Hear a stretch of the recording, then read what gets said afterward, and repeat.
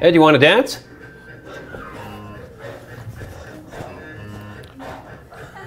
Wait, you know we're live right now. Lawnmower. Here's our new theme song. Everybody, tell us what you think about our new theme song here. We're going to build a new opening segment out of this. Ed's going to be the dancing. We're going to do some dance moves before we start each show. Every single clip is going to be joined by this music. Notice the harmony here? Okay. Oh, and the timing. The timing. Okay. All right. It's like the stock market. The timing must be impeccable. The timing must be impeccable. We've got to run this thing like a Swiss watch, Eddie. What do you think? This is a Swiss watch. Is it? It's a Swiss watch. From Switzerland? Yes, it is. Does it speak Swiss? Yeah, how do you speak Swiss, anyways? German, French, or Italiano. Italiano. One or the other, depends. Or some bastardized combination of all of the above. Look at my microphone's dangling. You know, just to talk about the absurdity of humanity, or the insanity of humanity. The insanity of humanity. That's a good name for our new show. Yeah, it is. But they purposely said, you know, all the warlords, the people that ran all the countries, got together and said, you know what? Let's put all our money in Switzerland, and we won't bomb Switzerland. We'll leave that one alone. That's going to be the bank. That'll be the bank. We don't want to hurt ourselves in this whole exercise of war. And then the Americans came along and fucked the whole thing up, didn't they? Damn. With that goddamn Patriot Act bullshit. They fudded. Yeah. You know, I don't know. The Americans are becoming somewhat of a hazard. Not that we're anti-American. Half my family is American. Look, when you reach the pinnacle, the so-called economic power of the world, everybody has gun in for you. That's true. You got a big target on your back. Yeah, it's like, yeah, you do. Anyways, what do you think of the stocks today? Well, it's you know, I haven't had a chance to look. I've been busy. What have you been busy doing, Ed? Learning how to dance. Yeah, well, you know, dancing, I don't know if you've just noticed, is actually very good for you. Oh, yeah, it is. Very good. Yeah, I actually had a wicked dizzy spell after that dance. I had to sit down. Yeah. Look at that market. Maybe that's one of the drawbacks of excessive cannabis use. No, I don't think so. Dizzy spells? Yeah, after the fact, when you dance, only when you dance. Okay, here we go. Well, here we go. We got the big. I see a lot of red. A lot of red. You like that full screen? Yeah, it's a red day. There's no doubt about it. Stocks is looking ugly. Let's go see what the big guys are doing today. What are the big guns doing? Look at this. Let's rearrange them by order of.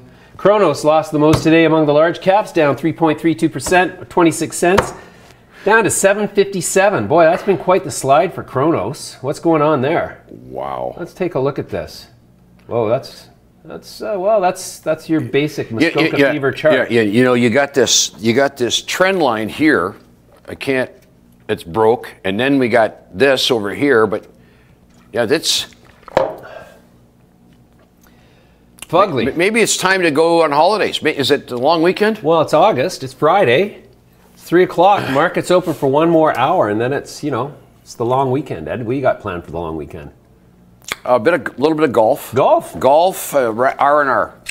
Golf R&R. R&R. I haven't had a drink now since Sunday. Really? You're on the wagon. Like even last night, I noticed you were drinking water. Everybody else is swilling beer like it's going to be the last day of the flood. Yeah, and the bill came and I didn't feel guilty. See you later, boys. Exactly. I'm out of here. You had your arms all the way out. Let me get that.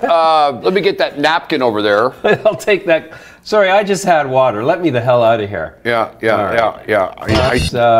That's good. You see, it's. That's good. Well, let's enough about Kronos. Oh, I wanted to mention here a winner today is High Hampton.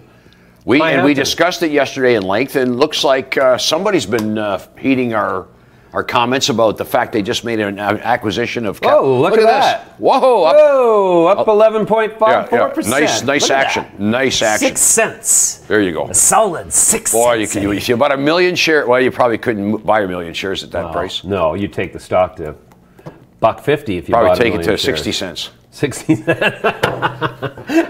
Just kidding. So where's everybody's sense of humor? Yeah, well, mine's right here. Mine's right across the table from me.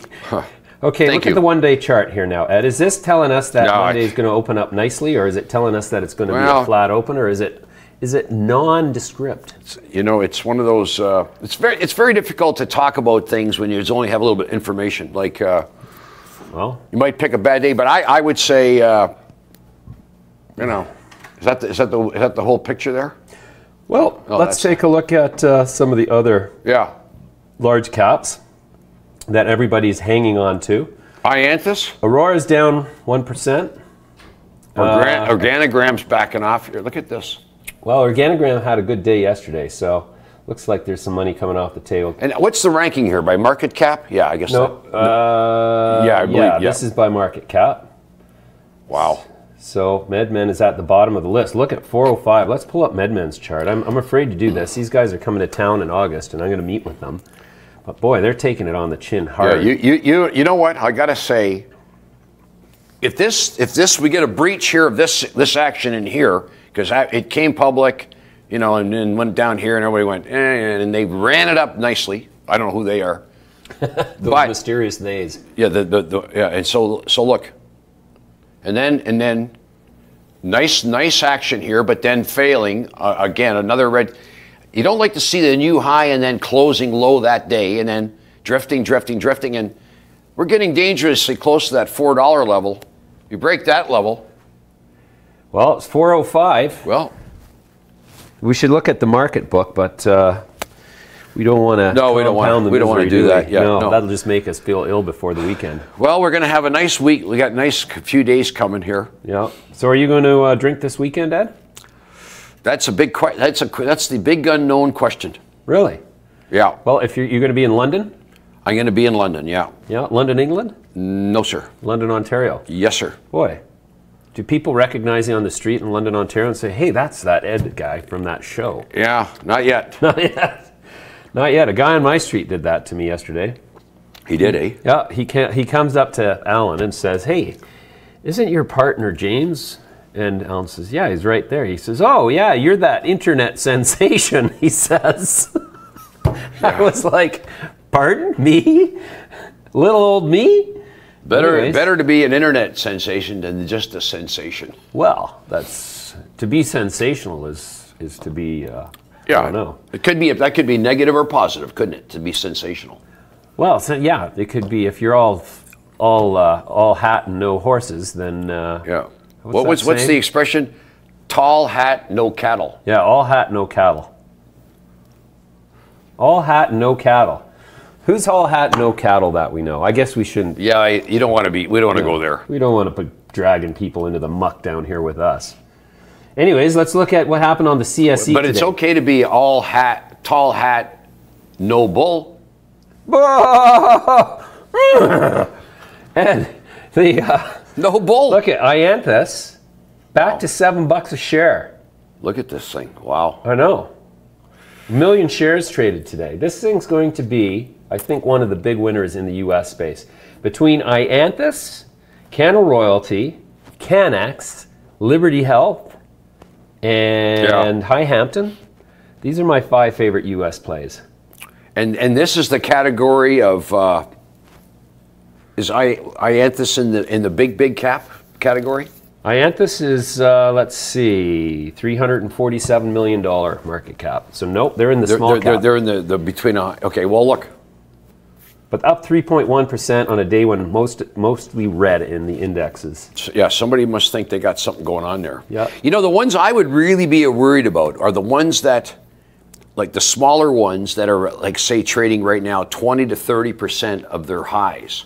Yeah. If they've already given up 70 to 80% of their gains, it's sometimes hard to turn that around. Here's the big losers on the CSE today. Votis Pharmaceutical is down to 12 cents, having lost a quarter of its value today. Yeah. Now look at there's that down 14.1%. Isodiol, they pronounce that. Isodiol. Yeah. You know how I know? Because I interviewed the guy. Yeah, Isodiol. They're coming in next week. They're down 5%, but didn't that just hit like 360? Yeah. Well, but look at this chart. Like 310 from $20. The other day, look at that tail on there. I'm no stranger to the, you know what? You're no stranger to the tail. Hashtag. Woo! Careful. Almost had to bleep that out. Like that long tail here. Yeah. That's actually a wick. Sorry, that's not a tail. That's the wick. Candle. Wick candle. And then got it. And it looks like it's failing. What, the index, the stock? Yeah, the stock. Well, the stock looks like well, you know, these guys paid paid themselves $10 million in directors' fees, as revealed in their financials. They made $40 million in revenue. Consulting fees. Consulting fees, yeah, paid to a relative in cash and stock. $10 million. They lost $1.47 a share, or something crazy like that. Wow. I know, it's insane. Insane what goes on in this market. Well, I'm assuming that that's exactly why this thing's selling off like crazy, because it's rape and pillage time among management. But yeah, there's a lot of these. There's a lot of egregious behavior in a lot of these cannabis stocks. Yeah, and you know that always happens when you have. Let's take a look at. Oh, look, Hydropothecary actually recovered a bit today. A penny. Flying. Look at that. I blew mine out this morning. Lost confidence in management. Did you see that selective disclosure yesterday on the part of Molson Coors? When the big guys don't even have the courtesy to return a phone call or an email, it's time to sell the stock. Yeah. Well, good for you to recognize that maybe when you know the good traders, they say that when they go into a trade and things don't happen the way they thought they should have happened, if they were wrong immediately, yeah, probably they're wrong for a while. Yeah. So I think cutting your loss was probably well, the way I look at it, if they screwed up a Molson Coors deal that badly, what are they going to do when the next good news comes you know, out? Molson Coors has a big stick. They can walk in and they can say, yeah, you know, but see, this is why four guys, they were at the table with four guys, three walked away and one took the deal. It cost them 11.5 million warrants at $6 with no further cost. The strike price is $6. So it's basically a pay-for-play situation. Now, I see here on the screen you got these news items. Now, they may not be so obvious to you. Yeah. To you? To you. To you. To you. You, the viewer. Canaccord's got an $11 target on ACB, and ACB today is trading at the 660 level, which is a level, I consider it a dangerous level because it's below that 675 level. You want to pull up the ACB chart? Yeah, well, we had Cam Batley in here, and Cam painted a pretty... See, we got this thing now. Look at. I'm going to put it on the full screen for you there. There you go. Oh, geez, I can't walk all the way over there. No. Come on, I thought you weren't drinking. Ooh. What, you got a pickle up your bum or something? Polsky Ogorky, right? Polsky Ogorky. Polsky Ogorky returns. Look at that, eh? Look at. See, anyway. What do you think? What are you saying? I think if we break this number here and close below here, which is I think probably 640 or something like that. Yeah. Probably going lower. I'll bet you're wrong. Okay. You know why? I have it on good authority that there's some big developments in the offing. Do you know what awful is? Did you mention offing? Offing and awful. Well, I know. Well, I feel awful. I felt awful this morning. I know, but there's a word, OFFAL. Oh, yeah, that's disgusting, Ed. Okay. Boy, okay. Oh, boy. You know what it means. You know what it means. Oh, yeah. Okay. Oh, no, guts. Guts, basically. Yeah. Well, not just guts, but glands as well. Guts and glands. I mean, what could be more? Picture yourself eating a plate full of hot, steamy guts and glands. Awful. Raw. That would be awful. I think that's why they called it that. Anyways, let's go and see who's lurking in our audience, in our land of... okay. Let's go see what's happening here. Where is the Creator Studio? I know we have people watching. You know how I know? Do you know how I know? You don't? How do you know? I just know. I hate it when people say that. I just know. Okay, Freedom Unleashed. Good day to you, sir. Welcome back. Good to see you here. Oh. What were days like when one wasn't allowed to short the market? I doubt there was pressure like this in a bullish sector. Yeah. When was it that they started allowing shorting in the market? Shorting has been allowed for a while, but now you can short on a downtick. You don't have to wait for an uptick. Right. That changed in the last few years. So basically, you can compound other people's misery. But the shorts have to unwind their shorts at some point. I think. But some people argue that a lot of big money institutions don't have to.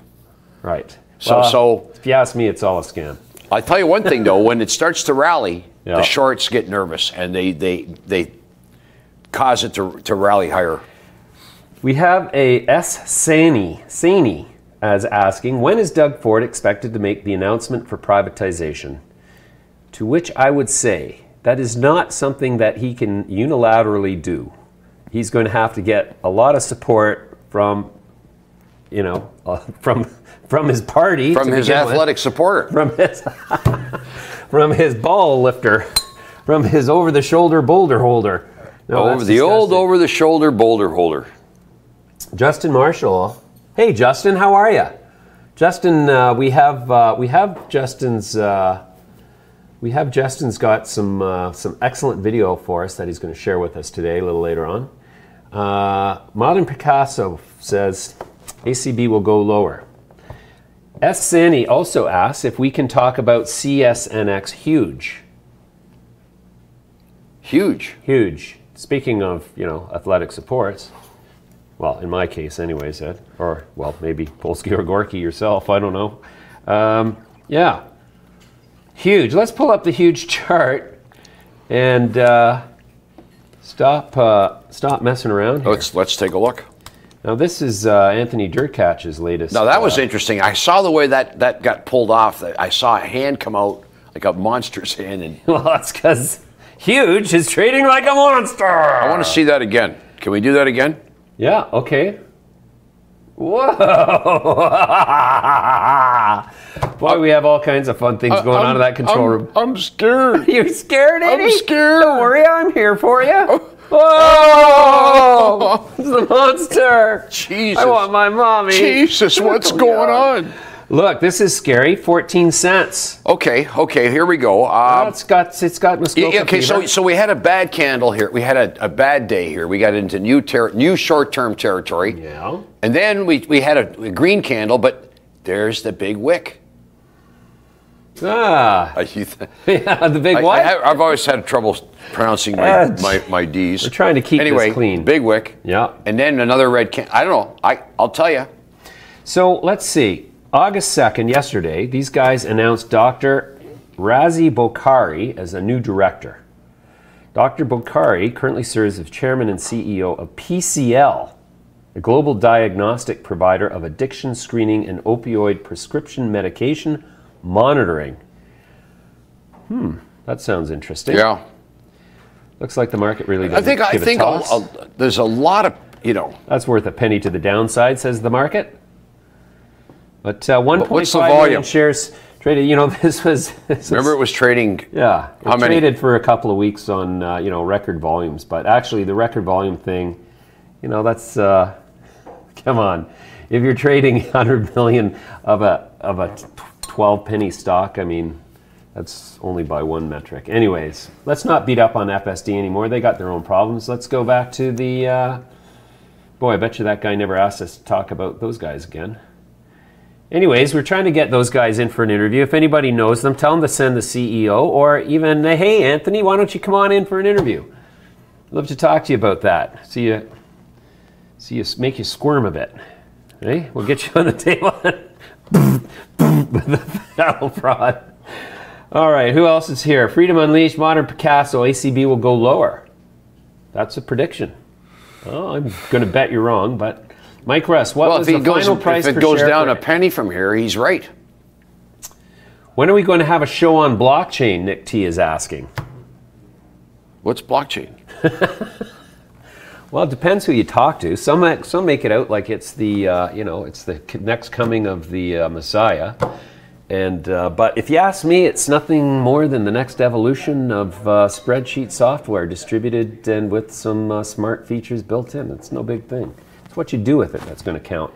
Anyways, I know blockchain stocks, as I, and I'm not an expert in the area, but a lot of them have already taken it on the chin. Yeah, no, they're getting beat up. Mike Novograntz's deal started trading today, and what happened with that one, Cameron? Well, lost half its value today. 3 trading days so far. 3 trading days, it's lost half its value. We're talking to Cam Day, the analyst in the other room over there. He's the guy who makes us look smart every once in a while when we need him to, right? Plato's got his eye on Cam. Cam, Plato's watching you here. Yeah. Wave at him. Plato. Oh, what? You can't wave Plato? Come on. What's wrong, What's Plato? wrong with you? Here. Is it too bright for you? Here. Don't be scared, Plato. No, Plato, I got your back. Here. Plato says, it's some. My eyes are so old. I need a little. Here you go. Oh, thanks, Uncle Eddie. What are you laughing at? Oh god, what? Poor Plato. Like, geez, he can't even. We need to get him miniature sunglasses. Is Play-Doh made out of Play-Doh? No, he's made. Did you hear what I said? Play-Doh, yeah. With Socrates made out of Play-Doh. Socrates. Who is his mentor?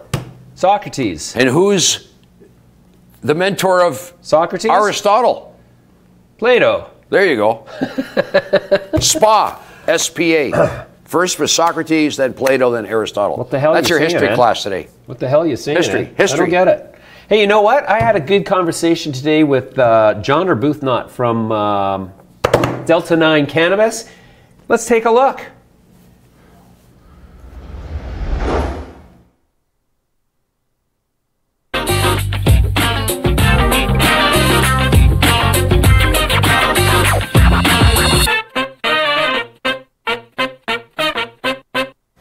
Hey, welcome back to Midas Letter Live. My guest in this segment is John Arbuthnot. He is the CEO of Delta 9 Cannabis, trading on the TSX Venture under the symbol NINE.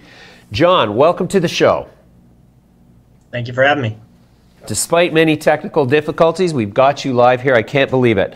John, we've talked to you a couple of times in the past, and you're based in Manitoba, right?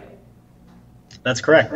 And which for a lot of Canadians, it remains an afterthought. Anything that comes from Manitoba, people tend to overlook, but you have not let that slow you down in your development, and you've just entered into a licensing agreement with Nanosphere Health Sciences. Tell me about that. Yeah, really interesting technology there. Essentially, a technology that increases the bioavailability or uptake of cannabinoids. And can be put into several applications that are very interesting. And whether we're looking at the medical or the recreational side of the business, again, something that if we can walk it through the Health Canada process would have a number of applications. We now have that exclusive license for that patent here in Canada. Interesting. And so what is the I mean, besides the bioavailability, what is the sort of technology based on? So is it like a way to make cannabinoids water soluble? Big challenge with cannabis as an ingestible or in a number of applications that are non-smoked is the uptake. It can take in some cases 30 minutes or several hours for the drug to become effective. Of course, that's why patients in many cases are leaning back to smoking or vaporizing, because that effect is relatively instantaneous. The nanotechnology is effectively a way to change the size of the cannabinoid molecules in a way that increases the uptake, and it effectively makes it faster. It makes it so that effect can be spread out over a longer period of time, and effectively increasing the effectiveness of the drug itself. Mm-hmm. Okay. So the idea would be to then put that into some of your products, or license that technology through your products? I think both, James. We would look at, of course, putting this technology into some of our more basic ingestible oils that we're currently working with. I think we would also look to work with other licensed producers and processors who are perhaps going a little further than we are on the drug development side, and see how we can spread this technology around the Canadian market to the fullest extent. Wow, very cool. So your website says that your focus is small batch, hand trimmed, craft quality cannabis. So at this point, are you mainly focused on premium dried flower? Yeah, right now that is our main focus. We really bring that back to our grow methodology, and that's through our Delta 9 grow pods. It allows us to very precisely dial in those factors that affect product quality, your light intensity, temperature, humidity, parts per million, CO2 saturation, and of course, growing hydroponically. We feel all of these factors, when combined, place us into the premium part of the dried flower segment, and that will very much be our focus moving forward. Okay, so is your product organic? Not certified organic. I believe there's only one or two producers that are making that push for organic certification. Of course, we have entirely organic inputs, although we've not yet taken that step for certification. Okay. So are all your customers in Manitoba, or are you selling your product across the country? Well, I think from the last time we spoke, we had 2,000 or 2,200 registered patients. We're now upwards of 3,500 a few months on here. So, still seeing that rapid growth in the medical side of the business. I think we're distributed around the country. More of our focus is here in Manitoba. About 50% of our overall patients are currently based here in Manitoba. Okay, interesting. And I see that you've got yourself 4 locations in Manitoba for the onset of the recreational program. Yeah, and as we speak toward the recreational market, our focus will be very much on vertical integration. The first steps for us on that strategy are here in Manitoba, hoping to roll out 4 locations by the end of this calendar year. First 2 being focused here in Winnipeg, one in Brandon and Thompson as 2 ancillary markets for us that are interesting. Really, the goal here is to proof that concept, to come up with, for lack of a better term, a cookie cutter that we can begin to expand out over the rest of the country. Mm-hmm.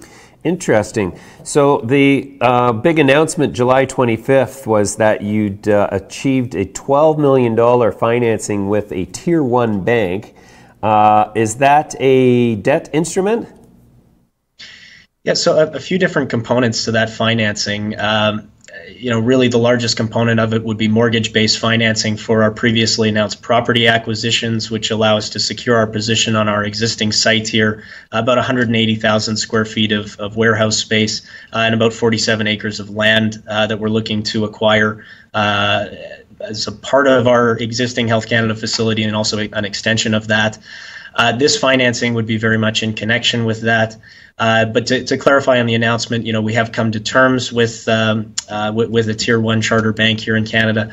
We're still walking through the final due diligence processes and, some final closing conditions regarding the site acquisition. But we are very confident an announcement on that definitively will be coming in the near future.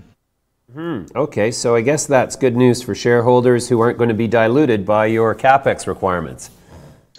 Well, I think it's a great testament to the stage of advancement for our business that we're perhaps debt ready, and are seeing one of the larger banks step to the table. Also, I think we're starting to see this progression across the industry where the banks are starting to pay attention, and that speaks to the maturity of the industry as a whole. Right. Okay. Now, back in June, you released some news about partnering up with Fort Garry Brewing for a Legal Lager Hemp Beer, and that's intriguing. So, is this a beer brewed from cannabis? No, this is it's a barley-based beer. We put some hemp into the mash as a part of the brewing process. It comes with a very unique flavor set. Really, this was an interesting, co-marketing or branding play for us in Fort Garry, which is Manitoba's largest craft brewer. We feel we've really come up with a very unique product there. It's allowed us to market that product throughout the summer at a number of different events, festivals, things like that. And you know what? I was discounting the amount of attraction that the broader beer consumer would have towards a hemp-based beverage, and sales have taken off from there. So it's been a very positive experience for us. Sure, you bet. Well, I used to drink Bowen Island Hemp Lager, or Hemp Ale was my beer of choice when I lived in Vancouver for a number of years. It's no longer available, but it was really, really great beer. And so if yours is anywhere near as good as that, I'm looking forward to trying it. Now, are you going to broaden the product sort of range that incorporate hemp? Well, I think given the success of the legal lager, it's certainly something that we'll look into. We are seeing a little bit of an expansion of the the hemp regulations as a part of legalization this fall. So I think, again, something that we'll continue to pursue, particularly in the drinkables segment. Of course, phase 2 of our stated agreement with Fort Garry Brewing is to now start to formulate a de-alcoholized and cannabis-infused beverage. And obviously a lot of excitement in the space, I think, around the de-alcoholized and cannabis-infused beverages. Fantastic. Tell me, what are you going to do to carve out more market share for yourself in the immediate term and in the later in 2019? What's the next year hold for Delta 9? Yeah, so I guess, speaking on two factors there, I mean, we're aggressively expanding our production facility here. Again, last we spoke, I think we had 15 to 20 of our Delta 9 grow pods in production. We now have 100. Growing really exponentially based on the rollout of these pods in our warehouse. Our production capacity is about triple, again, when we last spoke. So main focus, I guess, from the production distribution side is just ramping up that capacity to be able to supply the market and acquire market share. Again, from there, our focus is on a vertical integration strategy into retail. The first push there will be the 4 stores in Manitoba. From there, we look at other markets that have announced retail frameworks, Saskatchewan, Alberta. BC, I think, will come a little bit later for us. But of course, the most exciting announcement or upcoming announcement in the space is the potential for retail in Ontario. Yeah, you bet. All right, John, we're going to leave it there. We're going to come back to you soon. Next time, we'd hope to do this with the camera in your grow space, if that's possible. Absolutely, James. And you know what? At some point, we're going to have to get you out here to Manitoba to enjoy a legal lager with us. I love what they've done with Winnipeg down by the river there. So you're on. I'll make an arrangement. We'll come out there. John, thanks very much for your time today. We'll come back to you soon. Thank you, James. Hey, Delta 9, eh? Manitoba is in the cannabis arms race. How did it end? Well, you're going to watch here in just a second. Watch. Oh, they didn't do it the way. Oh, never mind. Anyways, so well, Delta 9, there's a contender. Let's take a look at their chart, why don't we, eh? Why don't we take a look at it, Delta 9, eh? What do you think about Delta 9? What do you think? What do you think, Ed? You know anything about Delta 9 whatsoever? They're quietly building their business out there in Manitoba, quietly out there, a little house on the prairie. Going to be a big house on the prairie, maybe a skyscraper one day. Really? Yeah, they got 4 locations in Manitoba. They got beer they're selling already through Manitoba liquor stores. Manitoba through Fort Garry Brewing, Fort Garry Hemp Lager or something like that. Look at that, stocks up nicely. Beautiful. Yeah, nice little action there. See, this stock has got all the signs of a accumulation phase beginning again. Yeah. Yeah. Well. Anyways, let's see. Soft. Who's on Facebook today? Let us take a look. Let us say hello. No, let's not watch it. That would be dumb. Brandon Matthias says, y'all stoned?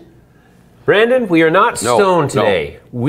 I am hungover. Ed is on the wagon. We are both abstaining from drugs today. So far. I wouldn't go that far. Well, it's early yet. It's still early. It's 3:35. It's Friday night. Yeah, it's Friday night. Actually, we might get high, but not yet. Hank Krasenberg. Hank, I think you're one of our most loyal fans. We really appreciate you for that. The European connection. That's right, the European connection. Bjorn Elfsberg says, what's your thoughts on Patriot 1? Patriot 1 has been on the move the last couple of days, and something's coming down the pike there, wouldn't you think? Something is coming down the pike. Well, let's look at the chart. Maybe we can see if there's something our viewers can make some money on here. Pull up the, well, I'll tell you what. I'm going to accumulate some more Patriot 1 on Monday. Some more? Yeah, I'm going to buy some more. Why would you wait till Monday? Well, because we're going to talk about it here, and if I bought it and then talked about it, I'd be talking my book. This way, I'm going to let the viewers know that I'm going to be in the market on Monday, picking away at that little sucker. Because, there's that chart tells you that somebody knows something. That's what that chart tells you. Well, that's a chart that definitely shows... we broke out of a pattern here. Wait, right soft. I got the wrong chart up. Okay. That. Whoa. Well, There we go. What am I doing pushing that stopwatch nonsense? Look at this. Let's pull the full screen on. Wow. The old Patriot 1. I think she's getting ready for another run. It's the same chart. Yeah, I know, but it's the Midas Letter chart, not the stopwatch chart. So, Ed, we're not trying to promote stopwatch here. Yeah, we broke out of a pattern here, so we've got a nice upward trend. It definitely looks like something's going on there. Definitely. Yeah. And let's see what kind of volume we got underneath to.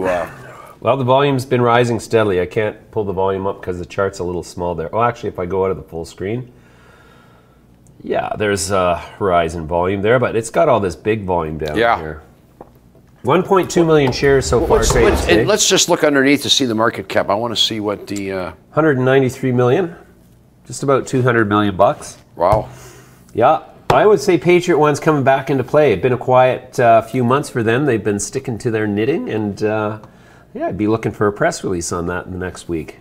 So, what are my thoughts on Patriot One? I'd say Patriot One is looks like there's something going on. Demonstrating signs that something big is brewing. But again, we have no solid information on that. We are merely speculating based on what the chart is telling us. Right, Edward? Would that be a fair statement? Yeah, you know, when you're looking at charts, you know, when the news comes out, maybe it's going to be over. But yeah, you want to look at a chart that's going to make you sick? And I mean in a good way. So yesterday, we interviewed Sulkeman. Tim Froud, who's the CEO of Sulkeman Iron. But Sulkeman Iron, look at this chart, Ed. Oh, woo!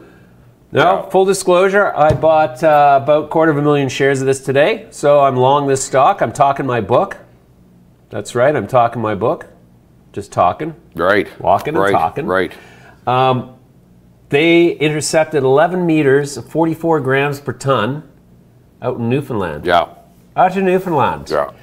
They got 12 more holes at the lab. 12 more holes, Ed. 4 of them are said to have visible You seem gold. very excited about this one. I'm very excited. I think I'm going to double my money in a week. Do you own it? Yeah, I own it. I'm kidding. I backed up the truck this morning. You know, I started looking at it yesterday. You backed up the truck. What does that mean? Beep, beep, you backed up the truck. In other words, you wanted to get loaded. I wanted to see, well, 250,000 shares. It's not. Well, you know, I've looked at these things, and the only thing that I would say, is that I would like to. I really wanted to buy it yesterday, and I didn't. And then I wanted to buy it this morning, right off the bat, and I didn't. So now I'm crying in my cups. I'm playing the silent violin. And so I would like to see a little correction, and then go in. No correction. Only for me. It doesn't need a correction. Not for you. For me. I don't want a correction. No correction. Pay 41 cents, you short-armed little bastard. So look at this. Just bear with you. We had an up move, little red candle in there, but then another up move, a little correction. So up move, little correction. But wait. Jump in there. This is not a technical. This is a chart. The technicals are showing the fundamental driver. Then that's what's going on here. The fundamental driver is there's 12 holes at the lab. Look at the volume. I know. When was the last time there was a gold runner in the market? When was the last time we saw a gold run on results? Today. What, besides today? Oh, okay. There hasn't been a drill intercept like this in the market. I don't think this year. I think the market's hungry for this. Their financing, now, do we know who participated in their financing? Yeah, Eric Sprott. Whoa! Eric Sprott bought 20% of the deal or Mr. something Big like Boy that. himself. Yes. Yeah. 20 million units at 15 cents. Did he buy the whole unit, the whole thing? No. There were some other folks in there. His friends? Yeah, the guys over Colin and Sean at Palisades backed up. You know what I'm going to do next week? I'm going to call up some of Eric's buddies, and I'm going to say, "What you're thinking on this one?" You're going to try to get them to take a little off the table. No. What I'm going to say is, I want to see if they're saying, "Well, we think it's going to 2," but maybe they may not be the ones that think it's going to 2. Maybe that's somebody telling them. You know what's great about this play, Ed? This is a classic mine drilling play. Drill play. They've got one awesome result. Yeah. They got 12 holes at the lab that aren't going to be out for another 2 weeks. The market is going to accumulate leading up to that. When you see those results come out, Yeah. the stock's either going to pop higher And or it's gonna we had blow up. gentlemen here yesterday that said that that this money now is going to be used to drill this. I mean, this could be big, right? This could be very big. So I got to believe it's going much higher. Yeah. I just, again, to pick up that dime, that pullback dime, So you probably only bought half the position you wanted, because if it pulled back a little, you could double up and get, average your price down. No, I'm good. Okay. Like I said, I'm good. You're probably good. Yeah, no, that's good. I'm the kind of guy who goes in and buys my whole position, and like I'm not trying to save nickels and dimes. I'm going to buy the You're position not a nickel. now, You're not a piker. and then I'm not going to even look at it. James West is not a piker, ladies and gentlemen. Not a piker. No piker here. No pikey. Anyways, Edward. Okay. So that's a screaming stock. That stock's trading and the volume. trading like a monster. Yeah, like a monster. And I don't think there's that many shares in this thing. Let's take a This look. is Patriot One. What, in SICK? Yeah, We're SICK. going back to SICK. Let's go back to SICK. It's going to make you sick. Now, the cool thing I like about this is it's stealth, because it's called Solomon Iron. Everybody's saying, well, what's the big deal with an iron play? It's not an iron play. It's a gold play. They got to change the name, obviously, which I'm sure they're going to at the next AGM.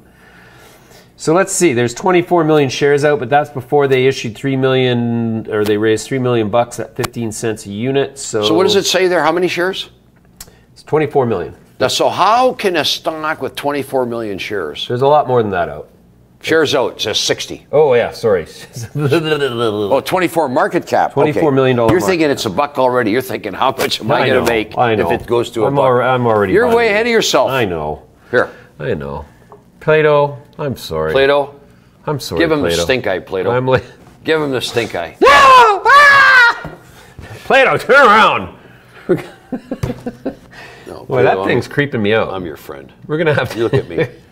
Get your strength. Get your strength from me, Plato. We're gonna need some new heads, some fresh head. Need some more.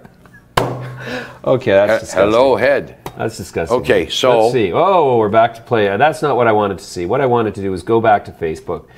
Aurora shareholder. Oh no, that's old one. That's an old one. Let's get rid of that. So SICK traded roughly 40% of the stock today.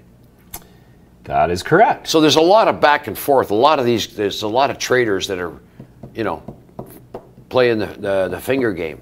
Yeah. There's a lot of. Oh, let's see. Let's say hello to our Facebook peeps here. We got Pat Quirk. Hey, Pat, how's it going? Tony Rudenberg. How are you doing, Tony? How are you doing?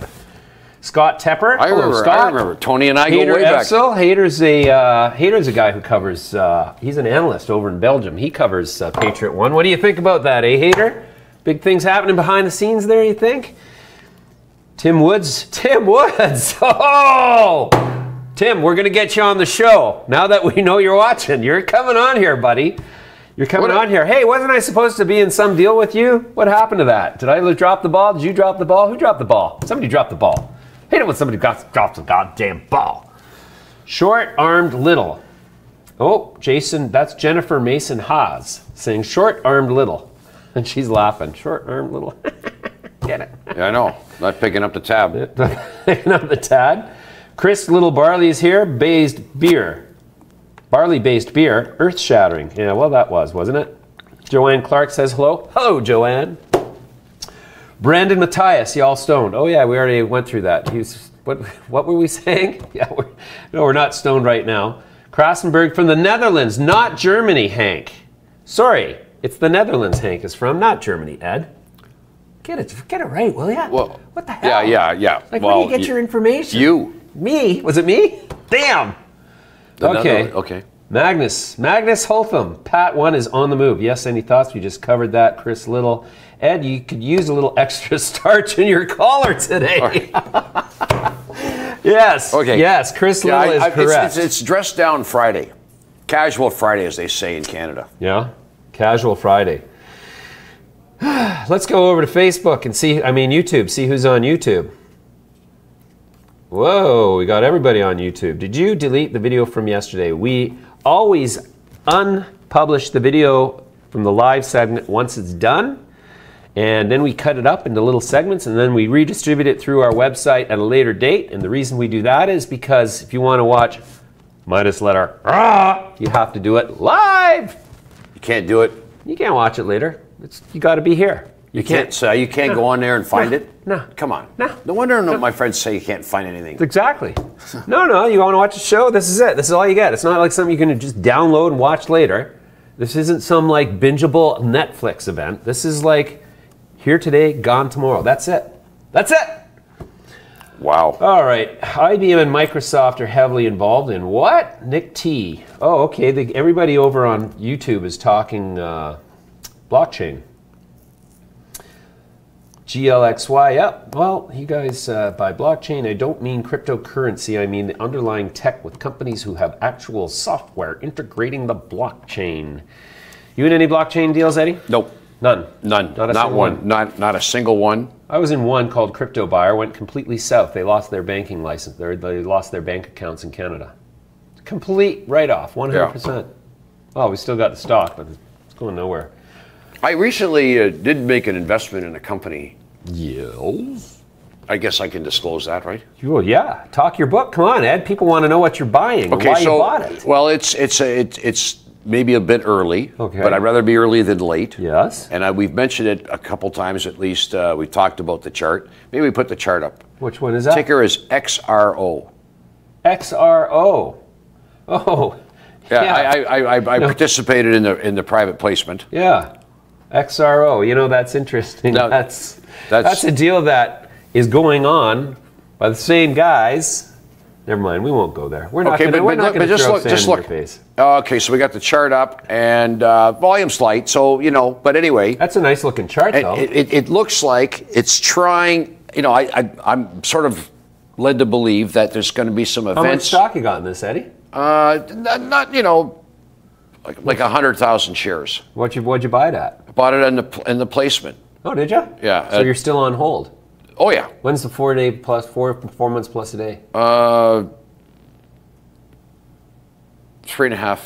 months. Oh, okay. So there's lots of time here, but if you look here, if this can get up through 40, yeah, okay, up through 40 on some nice volume, then you might get an assault here on this 60, and they've got some interesting. How much money did they raise? They wanted $1.5 million. They got 2.2. At what price? At a quarter. At a quarter. Which is. So if they can build momentum through 40 cents before the hold comes off, they got. You want to get through. Yeah, you want to get it through here, and there's not that many shares, and there's some institutional holdings. Yeah, could just keep rocking and rolling. Well, and what do they do, Ed? They have applications to make electric motors more efficient. So there's some serious technology here that if the technology works, it has monster implications for. So what? It's an improvement in efficiency that saves energy. Yeah, because apparently electric motors, changing speeds, about torque, and I'm not. You know what? That's the problem. I'm just told by some very smart people that I respect. In fact, the guy that told me about this told me about a company called Zeebeck. Zeebeck. Remember Zeebeck? And what's the symbol on that one? XBC. Whatever happened to that? Well, let's take a look. Yeah, I'm interested. XBC, and they're a clean energy company out of Montreal. Well, look at that. When you were telling me about it, it was at 60 cents. Yeah, now it's 80 something. So basically, you made out like a bandit. Okay, but so put up a 3-year chart on this one. Oh, it's 3. Oh, yeah. I want to show you where I was told about it. What? Put up a 3-year. 3 month. 3-year. 3 year. Yeah. Okay, so here we are. This is when I was told about it, right here. Wow. Right around in here. So the same people telling me now about this engine. This engine thing. Yeah, interesting. Not dissension. This engine. Wow. Okay, so look at this now, and unfortunately, I probably sold my stock in here. Yeah. Before around 50. Kurt Sorshak's a wonderful, wonderful gentleman, and you've met him. He's been in your office. Yeah. Remember Kurt? Yeah, I do. Austrian fellow. Yeah. I wish I bought the stock. Well, you know what? These are deals that look like they've got some real substance to them. Yes.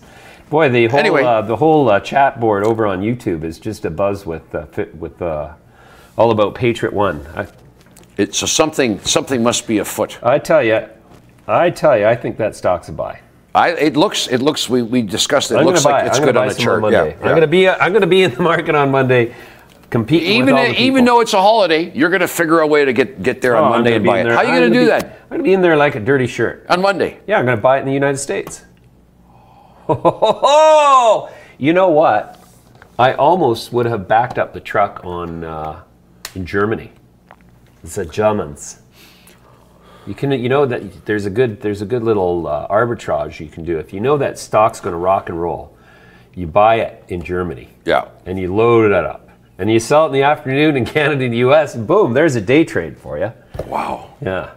Yeah. But Zowie. the problem with that is that you gotta be sitting on top of the computer all day. You don't have time to do anything else. No golf, no trading, coaching, no cricket, no baseball. To our nothing. viewers, whoever is it whomever or whoever? Whomsoever, I like that. Whoever tried to attempt to day trade, it's a full-time job. You just can't pick an hour and say, I'm going to do it. Right? Look at Plato. Plato's nodding. Plato's nodding? What do you think about day trading? What do you think? Oh, yes. Yes to day trading. No, but I want to hear Plato's voice. Oh, yes, babe. Okay, thank you. Day trading. Love it. Let's day trade. Come on, Ed, you and me. Here. Yay. Get your hands off me, Here. you freaking masher. You cad. I don't need your stupid quail, so get away from me. Okay. All right. So, yeah, why don't we We're going into the weekend. we're going into the weekend. I'd like to get in my car and head for the cottage right now, but I don't you can't. I don't have a cottage. You don't have a cottage in? I don't have a cottage either. Freedom Unleashed, one of our most loyal viewers over there on YouTube, comments that iAnthus is rocking it. Also, really looking forward to Acreage coming to market. Will you be getting Kevin on around that time? We will have Kevin Murphy on our show again. He's been on here once. You can find that video somewhere in our list of videos. We got over 300 now. Keep watching, keep watching, keep watching. And iAnthus, you want to talk to Hadley Ford? You like Hadley Ford? You think Hadley Ford's a good guy to talk to? How about we talk to Hadley Ford right now? Is he coming up? Hey, welcome back to Midas Letter Live. My guest this segment is the one and only Hadley Ford, CEO of iAnthus Capital Holdings, trading on the CSE under the symbol IAN, one of the best performing cannabis stocks in the history of cannabis stocks. Hadley, how are you doing? I'm doing just wonderfully. You know, that's quite an intro for somebody who doesn't even own the stock. That's pretty good. You need to go out and buy some. I know. I'm thinking, what? I did notice on your opening montage, it had our name and then it had like a negative stock price next to it. I don't know. You guys need to change the montage. I know. I saw. Well, we're gonna fix that, whatever that is. Technical department, can we get on that, please? So, Hadley, how is it all going? You've got so many sort of tentacles out there going in every direction and throughout the United States. How many states are you in now? We're in 6 states now, and we continue to have discussions with players in a lot of other states. So we would expect later this year we'll be in many more tentacles going out across the U.S. Okay, well, I'm hoping to get more intimate with those tentacles over time. You announced on July 24th that you have begun construction on a new 39,500 square foot medical cannabis facility in Mid-Orange State, New York. Yes, up in Warwick, New York. Actually, the local community was very welcoming. It was an old prison, so there's some irony to that people may have been incarcerated there in the very spot where we are now building what hopefully will be a 200,000 square foot, 250,000 square foot facility over time. It's a good day for us. It was a good day for the company. It's a good day for the community, and a very good day for the patients of New York. Oh, fantastic. So when do you think this facility will come online? Probably about 14 months from now. You got to level the land and put up the structure, and then you got to plant your crop, and you have to harvest it. So, and I would say sometime, what are we in August now? Geez, where's the summer going? It's probably sometime third, fourth quarter next year. Very cool. Is this now the state of New York? Is it strictly medical in New York at this point? It's strictly medical today, although I don't know if you are a big fan of Sex and the City, but Cynthia Nixon launched her hat into the ring for the gubernatorial campaign a few months ago, and one of the legs of the campaign platform that she had was to full legal cannabis.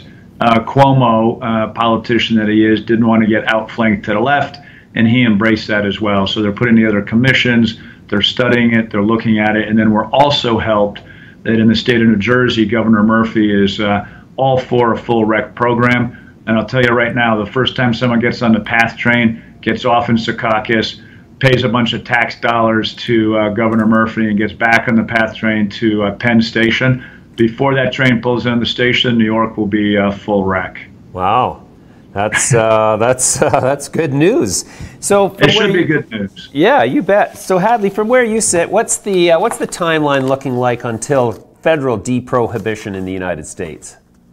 You know, we've got a little maverick in the White House, so it's really hard to handicap. I mean, he could come out and decriminalize stuff before the midterm elections if he wants to give something to the Republican side of the equation and take some momentum away from the Democrats. But you know, I think in reality, you're probably talking about the second half of the next administration, whether that's Republican or Democrat.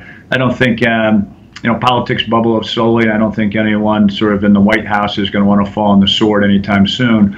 Although we are seeing a lot of support both sides of the aisle in the House and in the Senate. A lot of bills put forth. Some things have even made it out of committee. It's just a matter of time. Right. Okay, great. So what's the big you know, what's the big picture for iAnthus in 2018, 2019? Global domination. Oh, excellent. No, I think the big picture is to stick right to our knitting, which has been to acquire great operating partners in great states, build out what we euphemistically call a network of cash registers. That's a licensed relationship with a patient or a customer, and then continue to sell high quality product at a reasonable price and ensure patients get the medicine they need and ensure customers get the products they desire. Well, fantastic. So you're in 6 states now. How many other states have you got your eyeball on? 44. Okay, I guess a dumb question gets a smart answer. That's 44. Wow. So, no, but realistically, now I know in the context of forward-looking statements, there's currently, what, 30 states that you could plant a flag in the ground and acquire other operating companies? And I'm sure that... and you know, we think about things in terms of an addressable market, so we look for states that have large addressable markets, so good population, good programs, you know, large list of indications and ingestion methods, or in some instances, full recreational markets. So we like a large addressable market. We also like to have limited competition. So there's probably a half dozen states that would meet that. You know, in particular, California looks good if you can find the right brand, operator, distributor. That would be very positive. We like Arizona. We like Nevada. On the East Coast, New Jersey, Maryland are good states. So we'll be continually active. You know, to date this year we've made 2 acquisitions. You know, my expectation would be over the next 12 months we would see a similar cadence to the type of acquisitions, you know, the size and whatnot that we've done to date. Fantastic. And it seems like everybody's throwing money at you here. I like that. Yeah, no, the market has changed dramatically over the last several years. You know, we started the company up 4 years ago, and you know, we'd be down in the boiler rooms, and there'd be guys in T-shirts, you know, with toothpicks saying, you know, what do you got? What do you got? And now we actually have conversations with investors that have familiar names. I actually was in a meeting about 2 weeks ago. A portfolio manager came in, and I recognized him. He recognized me. I actually had written his recommendation to business school 12 years ago. So you've definitely seen a change from the type of investor that we're attracting. We're getting up into some blue chip household names from a fund management perspective. I think you'll see a rotation out of some asset classes into cannabis as people recognize, especially in the U.S. markets, what the growth opportunities look like going forward. Sure. And in that context, are big capital pools starting to look at cannabis, or are they already in cannabis, or are the majority of them still sniffing around and deciding where they're going to sort of dive in? You know, the big guys are still tipping their toes into the water, right? I had a conversation yesterday with $1 trillion fund. based here in the U.S., and was the small cap analyst, and he was very, very interested in cannabis. It's clear he'd done some work. It's clear he needs to do some more work. But a year ago we wouldn't have those conversations. Maybe it was some cocktail banter, but real work wasn't getting done. So I would say we're probably 12 to 18 months away from a full rotation and comfort level from the big U.S. investors into the cannabis sector. But it's inevitable that it's going to happen. Investors like to make money, and they're going to go after the growth. And cannabis is one of the highest growth industries in the world right now. Fantastic. Hadley, we're going to leave it there for now, but it's almost time for us to come and make movies at some of your locations, don't you think? I think that would be an excellent idea, and you ought to wear that shirt. Yes, I will wear this shirt. Awesome. Okay, Hadley, good luck. Have a great weekend, and we'll talk to you soon. All right, thanks a lot. Always a pleasure. Don't mind Ed, he's on the phone. He's talking to Steve Dunn, though. Yeah, Steve Dunn is the CEO of Crown Mining Corp, which is wallowing in misery at 12 cents a share. Yeah. Copper. We're going to tell you something here. A deposit. We're going to tell you something right now, that there's going to be a day, and it's not going to be too long in the future, where copper prices are going to soar, and these copper stocks, like Crown Mining, which has 2 billion pounds and a 43-101. Minimum 2 billion pounds. Minimum 2 billion. Actually, 4 billion pounds with the historic thrown in there, but that is not allowable under Rule 43-101. So we can say 2 billion pounds and a 43-101 compliant resource. Copper there are three things happening in the copper market right now. Codelco is going on strike. Codelco is 5% of primary copper in the global supply. They're going on strike. They want $34,000 US for every member of the Codelco union before they even sit down at the table. The strike is going to happen. 5% I think coming up. It's not Codelco, it's Escondida. Escondida? Yeah. Details, Codelco, details.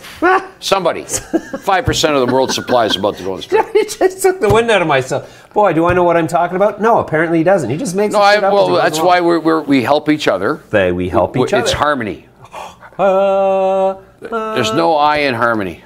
No, that's true. Good point, Ed. Good point. But there's we're a team. We're HAR team. We're teaming with energy.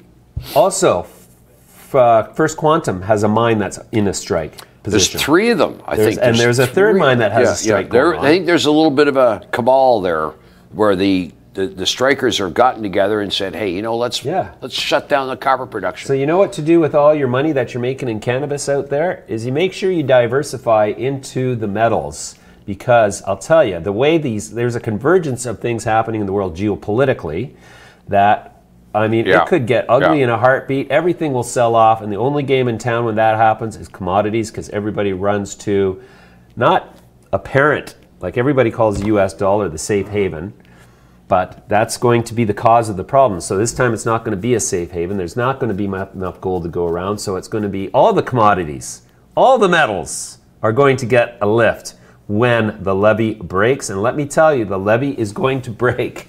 Because it always does. It always does. It always does.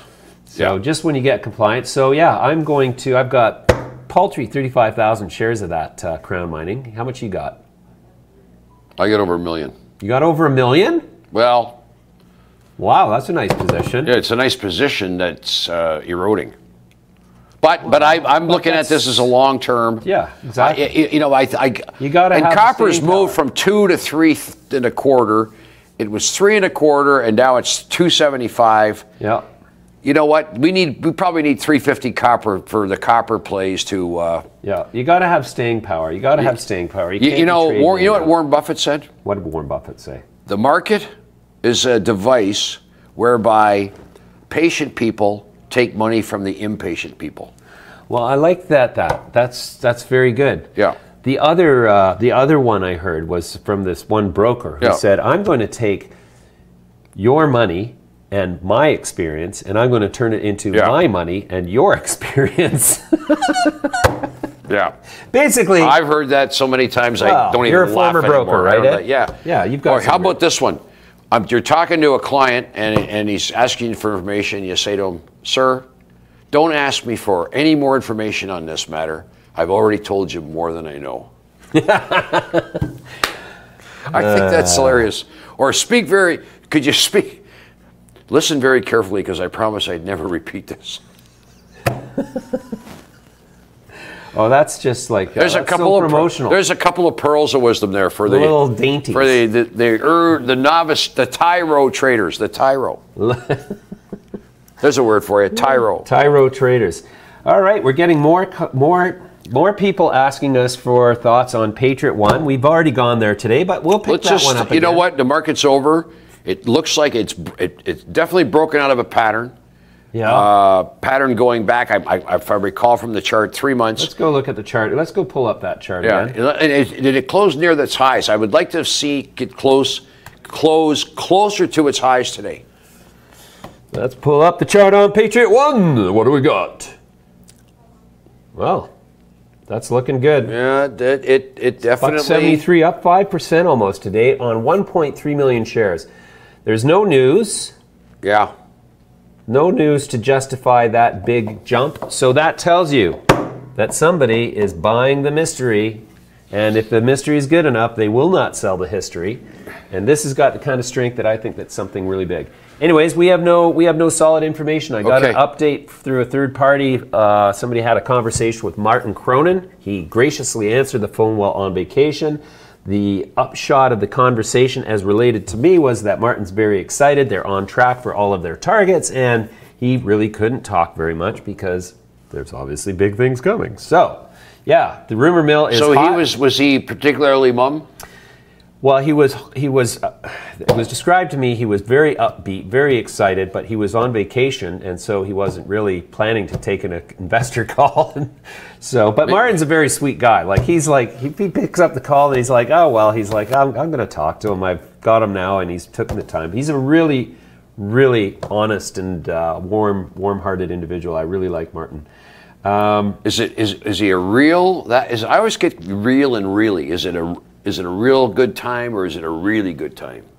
Or is he a real... Well, if you're from the South, you say that there was a real good time. And if you're from England, you say that was really spectacular, darling, don't you think? So there you have it, Ed. It depends where you live. God damn it, don't you know nothing? What are you, a hillbilly? What would you say if you're from Ireland? You'd say, I think I've got to go and get myself some Irish whiskey. And yes, but I like it too. Would that be whiskey with an E? It's not the cheap stuff. It's the whiskey with an E. I'll tell you. You know that in Ireland, you put a bottle of whiskey in front of an Irishman. He cares not what for with his price. Just how quickly is he going to get to buzz on it? Come on. Don't you know you're Irishman? Boy, oh boy. How is that, Fiona? How is my Irish accent? Horrible? Scottish. No, this is a Scottish accent, you tosser. We really got to bone up on our accents, don't we, Ed? You're speechless. Choose your words carefully. What happened? Why? Anyway. What do you? Wow, I'm perplexed. I've got to learn some accents, I think. Yeah. Well, we're gonna work on. Here's two things you're gonna see on our show in the future going forward. You're gonna hear crazy accents, and you're gonna see some crazy dance moves. Right, Ed? Ooh. Should we do one right now? Hey, should we cut to Shotgun? Shotgun. Who did Shotgun? Who made Shotgun? Junior Walker and the All-Stars. Junior Walker and the All-Stars. There's a throwdown challenge for Control Room Betty. Come on, Control Room Betty. Throw down that Junior Walker and the All-Stars. Shotgun. No. Okay, we're not getting Shotgun. All right. Oh, yes we are. No, we're not. There they are. Look at this.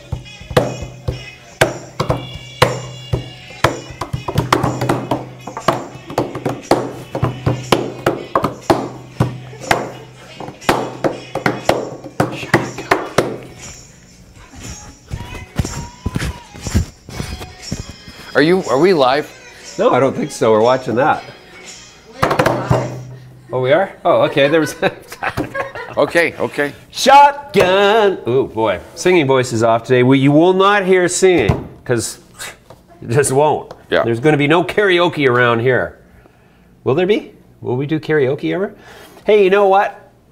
It's time for California to check in. Time for us to check in with California. Time for California to check in with us. Here's Justin B. Marshall live from Monterey County, California. Hey, Justin, hey guys, how you doing? How's it going? Great, man. How are you guys doing? Good. Nice to see you today. Today we're down here in the Salinas Valley, also known as the salad bowl of the world.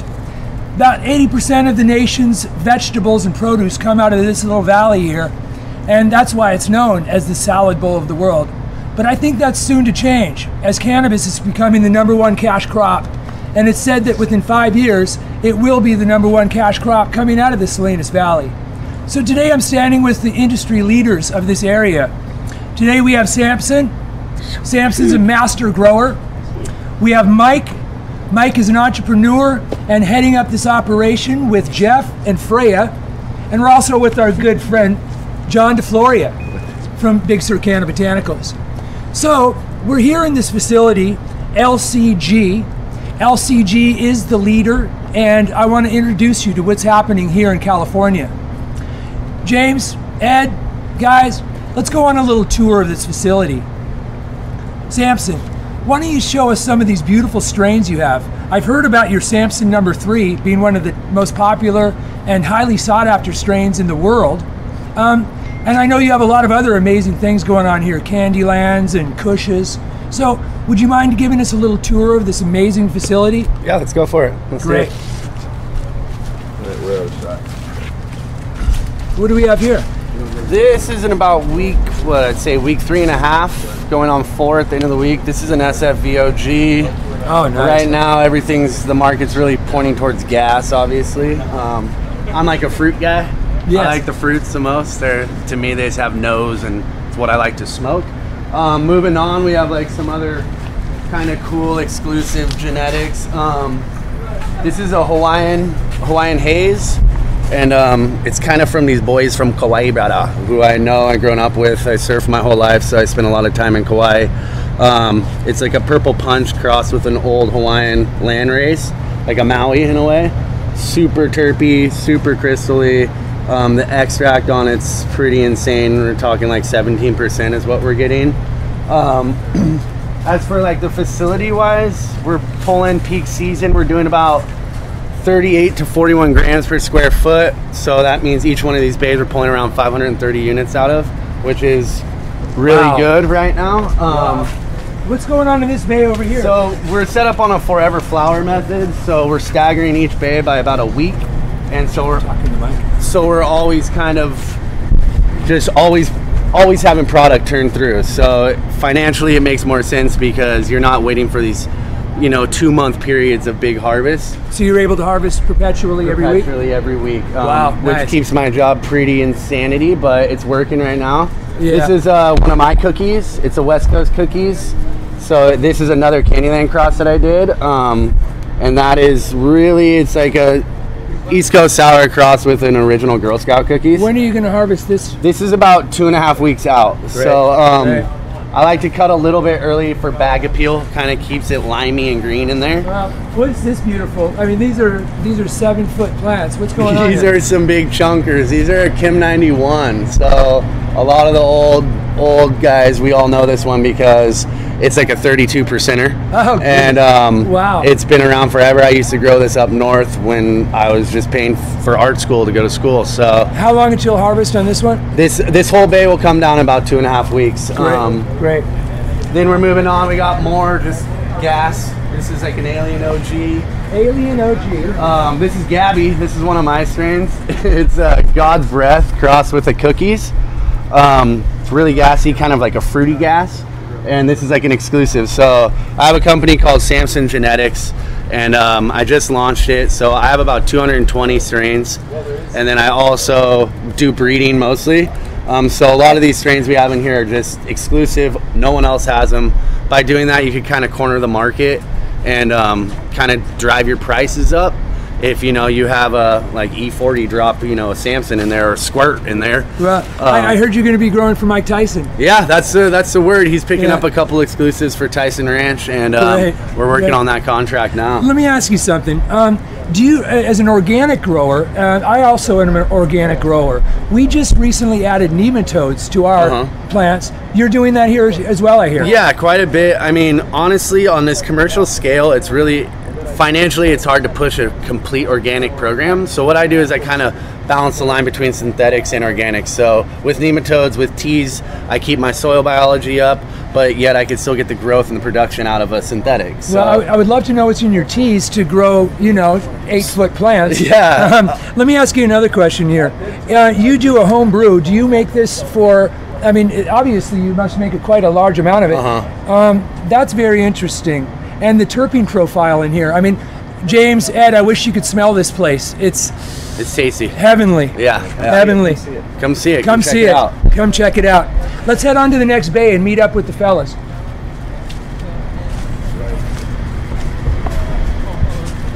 Let's keep heading to the next bay, right? Yeah. Which bay do you want to do? Well, let's go into bed and let's talk about their bed.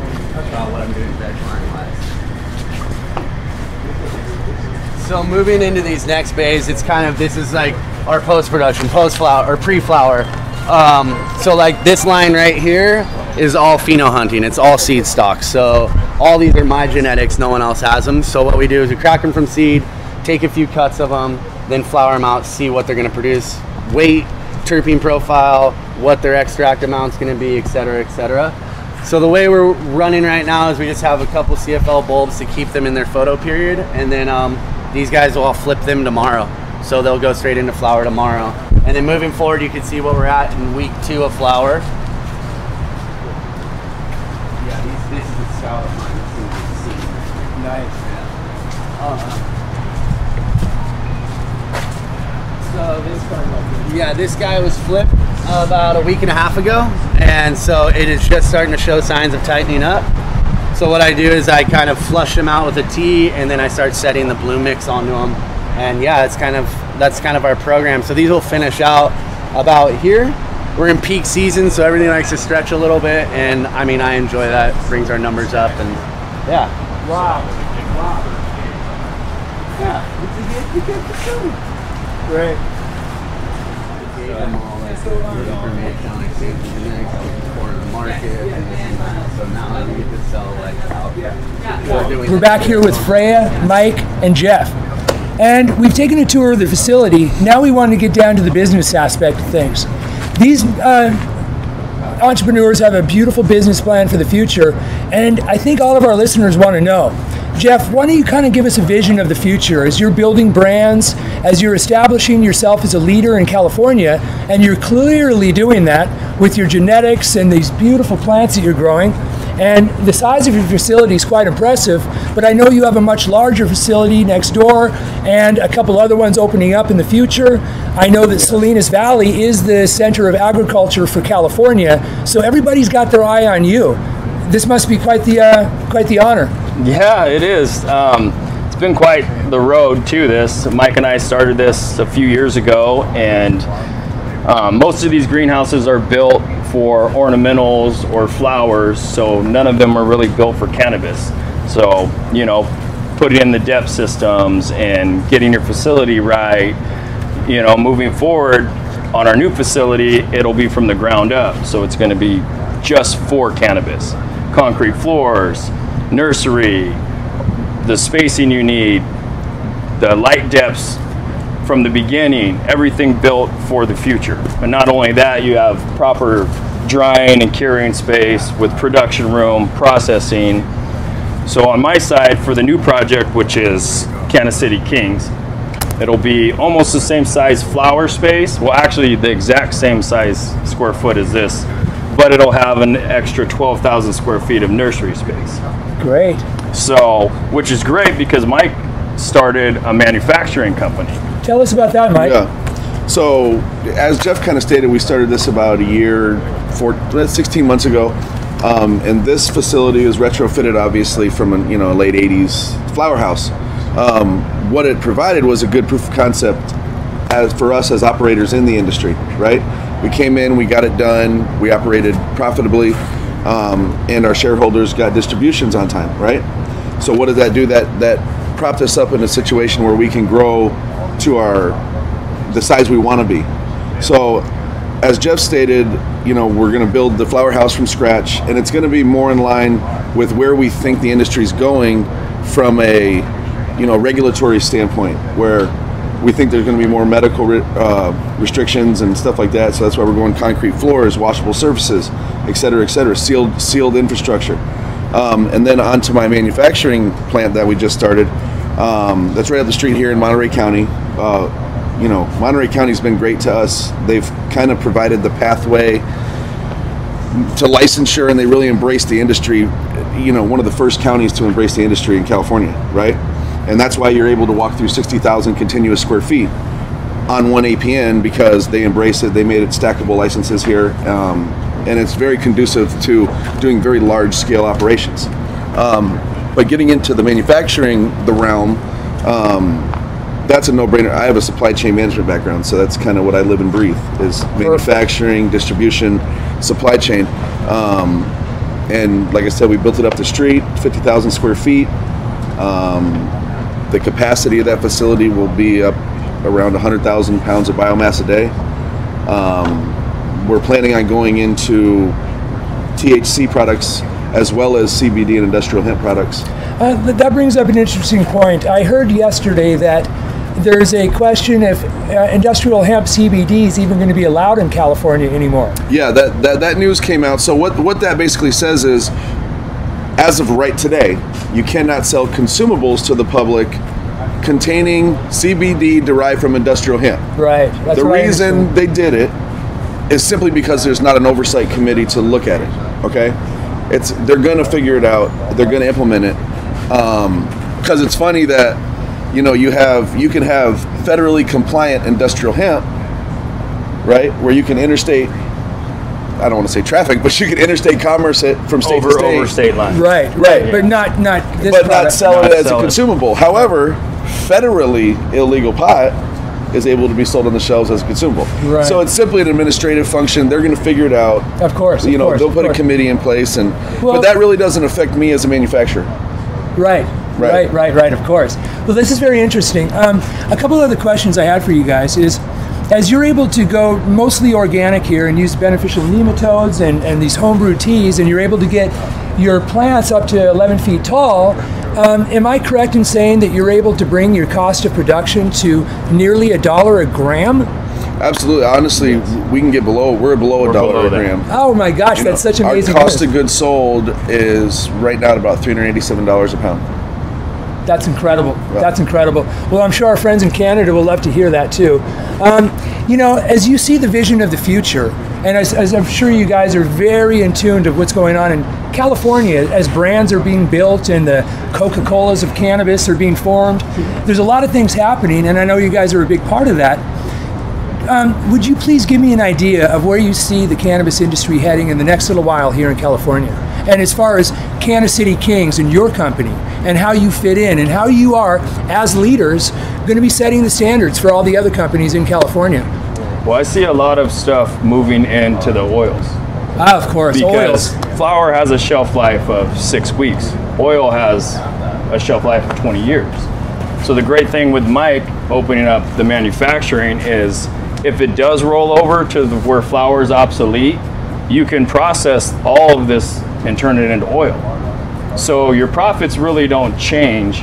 As far as California, they haven't figured out the compliancy yet. So once they start doing that, there's going to be a lot of stuff they're going to deem you can't use. You know, we have a list we can go off of right now, but a lot of things that you can spray on vegetables that are consumable, as soon as you light them, they're harmful to you.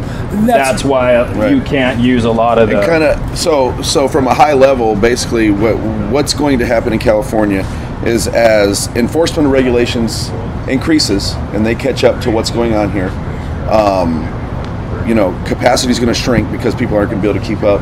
They're going to fail, right? The enforcement's going to keep kicking them out. And honestly, I think for a while it'll be a race to the bottom as far as from a pricing standpoint. You need to be able to operate at a large scale, efficiently, and for a low cost, right? Right. So you can last through the brand buildings and the brand crashing. There's a lot of brand. You go out on the, you know, we're aware of 100 brands that try to come buy our product, right? We all know 100 brands aren't going to work all at the same time. Yeah, that's correct. Okay. Yeah. So really, we like the space we're in because we're a producer, right?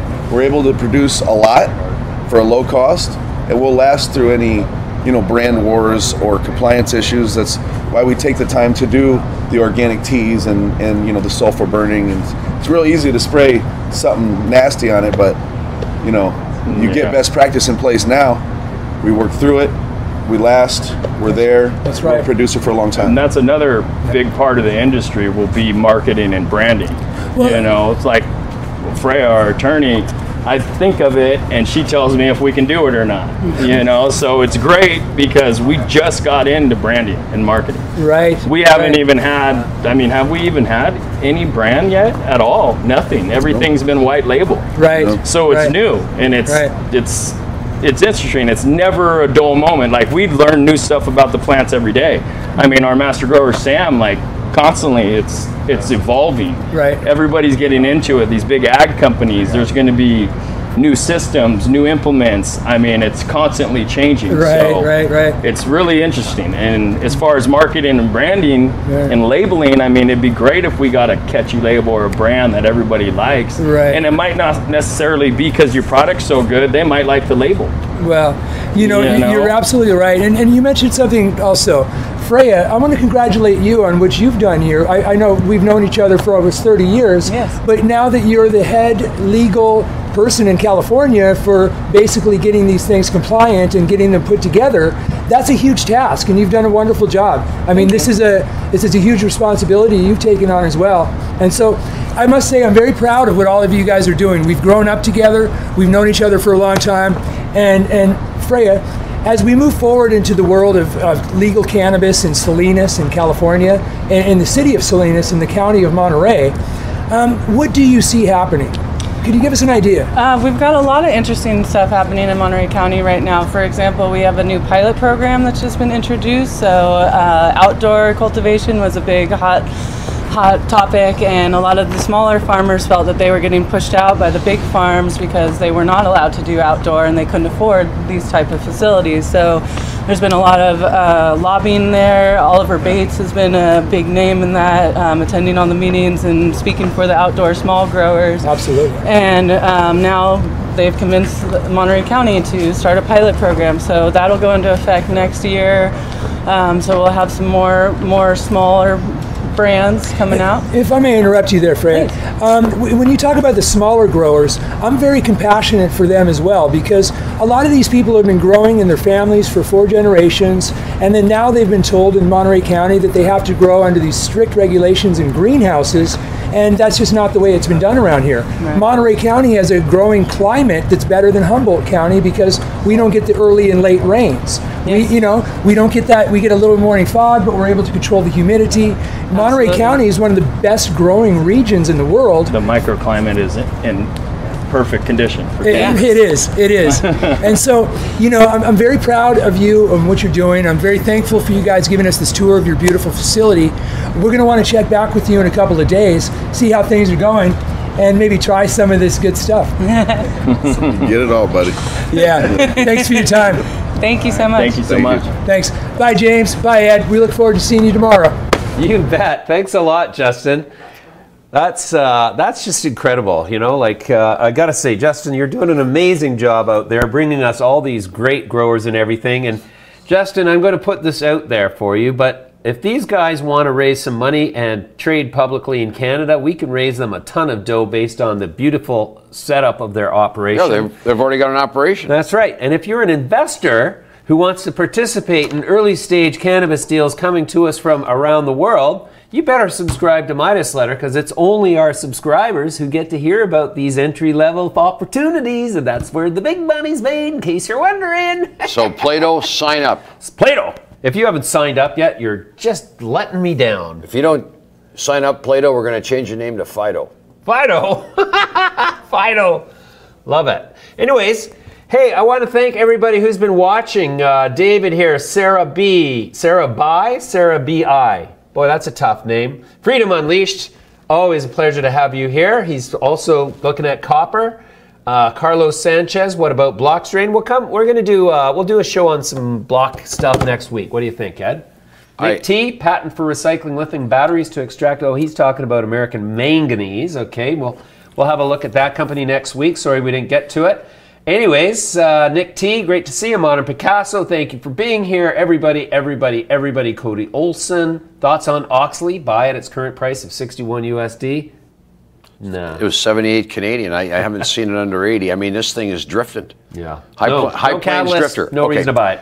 It's a long weekend, James. It's a long weekend here, Ed, but it's not for our friends down in the States, and we really wish that you were going to enjoy a long weekend as well as we are. We're not going to be here on Monday because that is what makes our weekend long, is we get 3 days! 3 days in the sun.